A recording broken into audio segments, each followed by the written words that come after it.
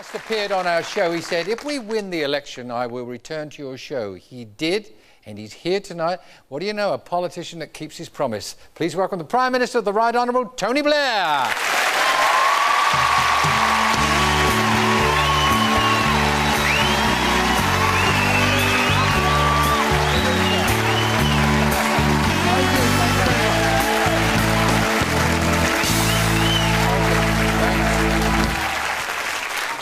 Well, they're pleased to see you. I'm pleased to see you. And I have to say one thing. Looking at you straight away, it's been, what, 15 months, I think, since you sat there, Tony. And you've changed a little. Dare I say, maybe looking just a little older? Thanks. Your view of the job before you got it and your view of the job now, I mean, is it more than you thought it would be? I think it's just more relentless, but it's exciting. It's a lot better than opposition, which we remember for a very long time. Yes, it was a long time. And it's a tremendous privilege. So, you know, despite all the pressure of work, it's still a great thing to do, and you get to meet a lot of exciting people and do a lot of exciting things. So, you know, it's tough. It takes time to turn things around, but it's still the best thing that's happened to me. It's been eventful this year, hasn't it? I mean, what's been the high point for you?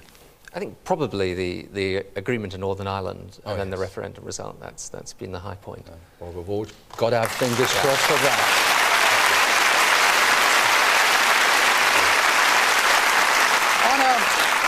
On a less serious note, there must be little bonuses in being the PM. The odd perk here, like World Cup tickets. I mean, I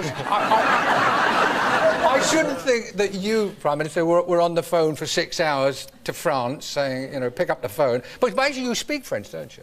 Didn't you work there for a while? Yeah, I worked. I was a waiter. You were a waiter? Yeah. There's hope for all of us.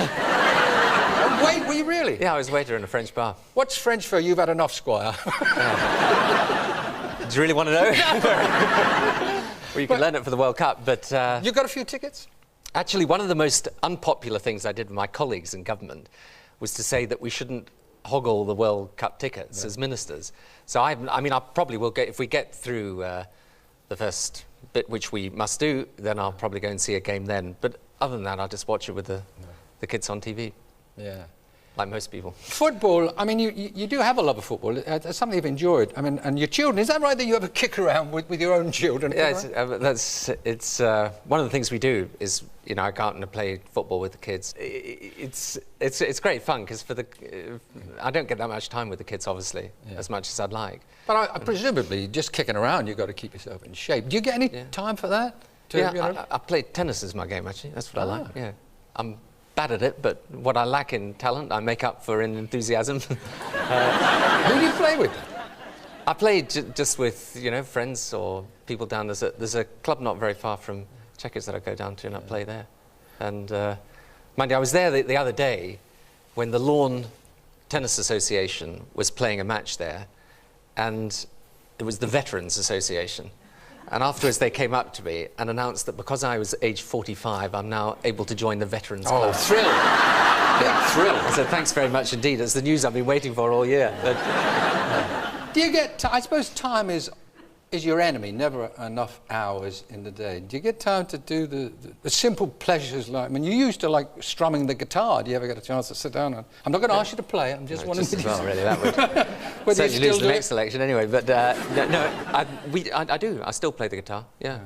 And, you know, I mean, it's very difficult sometimes to say this, but although the job's not normal, outside of it, I try and live as normal a life as possible. And yeah, but it isn't as simple as that, is it? No, it's not. Although, you know, with the kids and things, I mean, we'll go and get a video out, and we'll go and watch that, and just being with your families. And you are a close family, aren't you? Yeah. So much so, I heard, so that you occasionally take your mother-in-law on holiday trips. Is that right? It's not occasionally. When she wants it's obligatory. To go. It's obligatory. No, I don't mean that, actually. First of all, I want to say, my mother-in-law actually is my closest political advisor, is the truth. She is the one person of absolute common sense. She doesn't get involved, though, does she? I mean, PMs don't have hassle from mother-in-laws, do they? Well, you know, when we were doing the agreement in Northern Ireland, and I was stuck there for a few days, and I was supposed to be going out to Spain for a holiday with the family, and I was due to see the Spanish Prime Minister on the first day of the holiday. And we had a whole lot of things to discuss, like NATO and the single currency, European Union, Gibraltar, all the sort of really tough and difficult issues. And we were supposed to go out on the Wednesday, and the family went out before me to have lunch with the Spanish Prime Minister, and I was supposed to go out and join them for lunch. Anyway, I phoned him on Wednesday morning and said, I can't come.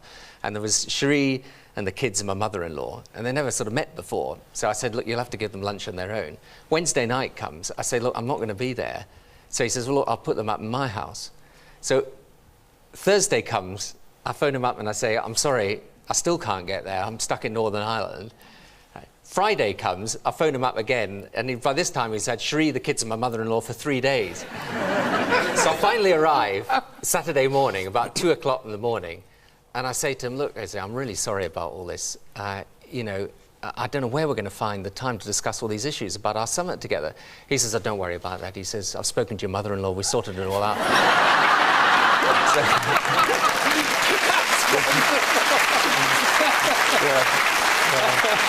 so I've never got the results back from that, but anyway. Yeah.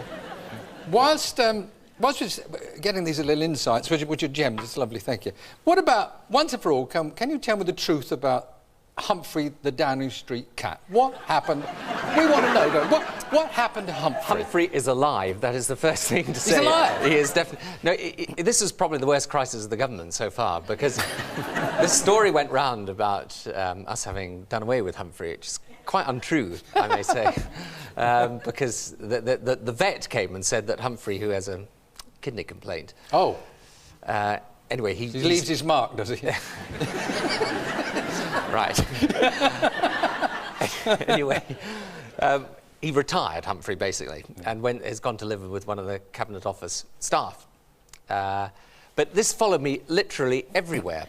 And it's England, we love our pets. I know, and quite right too, but I went to the European Union summit just shortly after with all this story going round, and I got this message, the Italian Prime Minister, urgently, must see you. So I dashed along to his room, you know. He calls me to the side of the room and he says to me, hey, Tony, why you killing your cat? I have not killed my cat, you know. So, anyway, he is alive, that's what I meant. Do you have a pet? Well, we have a horse. A horse? This is news. No, well, it came about in... when we were on holiday in France last summer, and we were in this little village, and it was just next door to the constituency of the French Prime Minister, and so they put on a little show for us in the village square. And the mayor made, you know, the mayor of the little village made a little speech, and he said, we're going to give you a gift. Now, you normally, as Prime Minister, you get a clock, right, or a sort of watch or a pen or a little, you know, piece of pottery or something. And anyway, he finally announces the gift, and then sort of clippity-clop into the town square comes this horse. I mean, you know, I wasn't sure whether to ride or eat it, but anyway, no, that's not true. It's a joke, folks, it's a joke.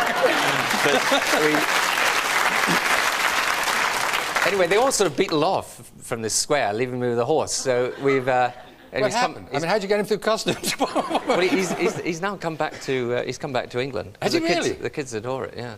Is that right that you got a call on your mobile one day from the Queen, and you were unable to take the call? How can this be? Well, it was... well, it was just after the Northern Ireland Agreement, and we were just boarding the plane to fly back. And I mean, let me tell you, it's the first and only time that has ever happened that the Queen has come on the mobile phone. Oh, so it doesn't happen every day? No, it doesn't. So I sort of, you know, it's the Queen, as it were. And the pilot turns around and says, switch the mobile phone off. So I said, well, look, he said, I don't care who it is, mate. Rules are rules. Switch it off. Feature picture you said, I'll bring you back. Yeah, well, that's what I had to say. I said, look, I can't speak now. I'm going to come, you know, anyway. As Prime Minister, I assume that you spend... It's not all like this, I promise you. No. It's nice hearing the fun and lighter side of it. Let's get back to football for a moment. Hoddle, our manager, is going to have some pressure.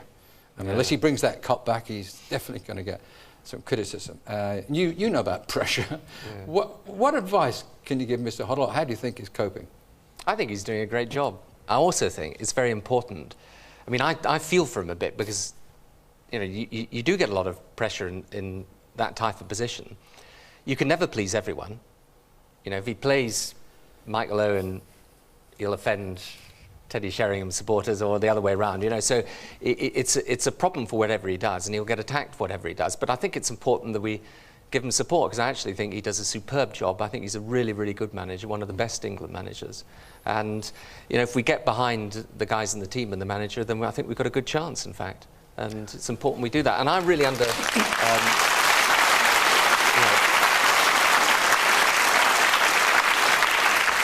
do understand. I mean, I see it exactly from his point of view. And in fact, when I see him from time to time, you know, you feel that sort of empathy with someone else who, you know, who well, when your head's above the crowd, you're always a target, and there's always going to be criticism coming your way. And the main thing is to do your own thing. I mean, I think what is important, whether it's managing a football team or, you know, whatever job you do, is to try and be your own person. In the end, realise you won't please everybody, but you should do it in the way you think's right.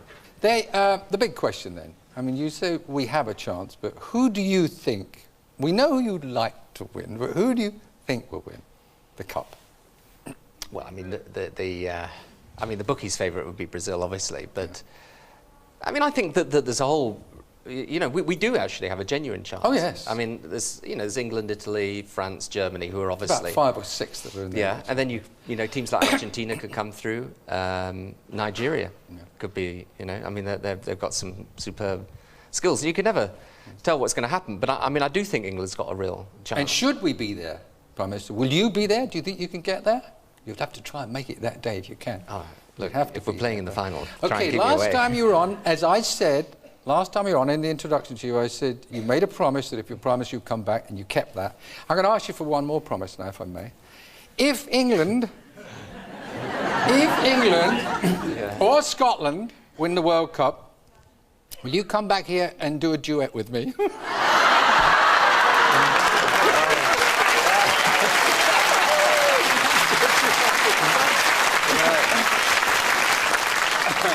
Well, it's now going to be with mixed emotions that I watch England's progress. I will come. You will? I'll do it. Ladies and gentlemen, the Prime Minister. The Prime Minister, thank you very much. Thank you very much.